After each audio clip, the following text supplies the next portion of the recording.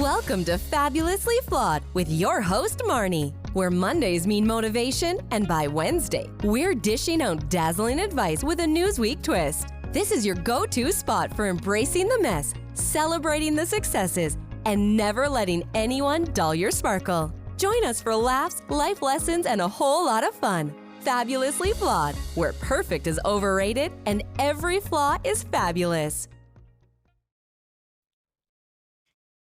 Hey, fabulous friends. Welcome to Newsweek Wednesdays with Marni. And you might be saying, what's Newsweek Wednesday with Marni? Well, I am blessed enough to have had the opportunity to be an opinion piece writer for Newsweek. Newsweek has different sections for family, parenting, relationships, what should I do? And they ask experts, like me, I am one of them, to write our opinions on these specific situations. Now, the circumstances are different than everybody else's. However, the emotions we feel within the family and how to handle family members are pretty much universal across the board. So here's an article. This one's a little bit of a crazy one, so follow along. But I'm going to read what the girl wrote in and what her problem and scenario was. I am going to read you what I wrote and why I wrote it. This is just still a pinch me moment because I cannot believe that when I see myself in Newsweek, it's like, wait, what? That's my name. So my mess truly became my message, and how broken you are right now, I promise you have no idea what it's on the horizon for you guys. So here's a story that was in the What Should I Do? This is what she wrote in. Dear Newsweek, I'm a lady in her mid-20s with a serious problem. Not only do I have epilepsy, but my sister can be pretty mean. My sister, partial guardian, who I'll call Danielle, can have a mean streak. When she told me she was engaged to her husband, who I'll call Scott, she promised me I would be in her wedding. I found out that was a lie after I had a good day at work. I confronted Danielle, but all I got was lies and excuses. I feel like Danielle excluded me because of the way I look and my disability. My mom went straight to being Danielle's lawyer and never calls Danielle out on her bad behavior. Scott stays out of the fray, as does my brother, who I'll call Sean. Before the wedding, we met with my therapist, and Danielle pulled the same BS and made the same excuses while smirking and rolling her eyes at me.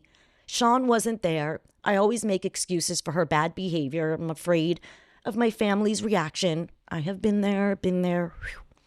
Fast forward to now. I found out she's pregnant, and instead of being excited, I'm having serious anxiety because of how full of herself Danielle could be.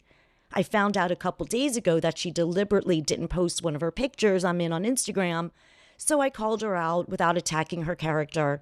She gave excuse after excuse, just mean-spirited, and I caught her in a few lies. I told Danielle how fed up I was with her bad behavior, and I hope she learns a very painful lesson about why it's not okay to treat people badly. I also told her I would not be there for her when she falls off her high horse, so she can learn what it's like to have nobody supporting you when you need it. She gave me the most immature rebuttal and told me that my feelings were invalid. Ooh, never do that. Scott doesn't call her out, and neither does my mom.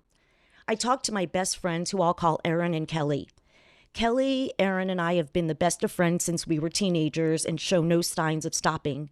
Kelly and Erin thought I was being counterintuitive, but her actions were unacceptable. They thought the way I did it was poorly executed.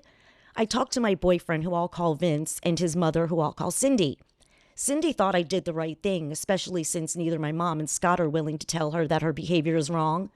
Cindy also told me that she thinks that my mom and Scott might be scared of the way Danielle would react if they called her out. Vince said I absolutely did the right thing by putting her in her place and letting her know what the consequences of her actions are.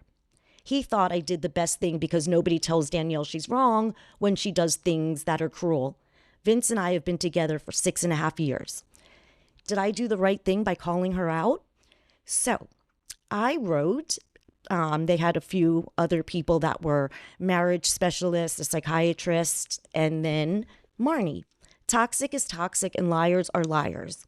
Marni Goldman, that's me, is an empowerment coach and author of True to Myself. I wrote, living with the symptoms of epilepsy is such a challenging task. Not only does it affect you physically, it puts an enormous toll on you mentally. You have a medical condition and your sister Danielle's behavior is a serious problem, but it's not yours. You can't change or control her. However, you can change yourself. We think we have to love and tolerate people because they're family, but toxic is toxic and liars are liars. It's human nature to want to be loved and accepted unconditionally, but sometimes we need to show ourselves love and acceptance instead. Surround yourself with people who show you respect and don't chase those who don't. Side note, queens, we don't chase. That's how our crowns fall off. I know this is a hard pill to swallow, but Danielle can't be any more blatantly clear that she really doesn't want to have a relationship with you other than the one that she seems forced to have. You are an easy target for her emotional bullying, but remember, it has nothing to do with you. I know it's easier said than done, but you need to take your power back. Vince and Cindy, those are your people. I'm so happy that you got everything off your chest and called her out. You were the only one in your family brave enough to do that. Good for you. Saying nothing in order to keep the peace is such a betrayal to oneself. Now, I'm glad this girl got it off her chest, but I really hope that anybody going through something, it's like a snake bites you, and rather than tending to yourself, you want to go find out from the snake why it bit you, why it did this. Do you understand the correlation? It's so hard because we would never treat people sometimes the way they treat us. And that's a very, like I wrote, a hard pill to swallow. But when you do something with pure intentions or whatever your intention is, never expect anything in return. Never expect the loyalty, the devotion. You do something because you want to. Also, just because you're family does not mean, okay, I'm going to sit here and be insulted night after night or every Sunday at family dinner. There is no reason anybody should put themselves in a room for a second that takes away a moment of peace because you feel you have to. No, in life you do what you want to, unless it pays your bills. Other than that, if it bursts your bubble, if it takes away your peace, get rid of it. Get rid of it. Don't talk about it. It is so hard, but not seeing certain people's names and people that I know are not good for my mind, I tell people unblock, unfollow, unfriend, uncousin, whatever it is you have to do to protect your peace, because we do not get this time back. I say this on almost every episode. I would love to push rewind, bloop, and go back and start over. Actually, I don't wish I could, but right now, as I'm talking, I'm not going to stop this episode. I'm going to keep on going, and you cannot push rewind. So if you're going to take a second, a minute, an hour, 8 hours out of your day to be miserable, you're not getting this time back, and life keeps going forward. So enjoy the moment, but only if it brings you peace.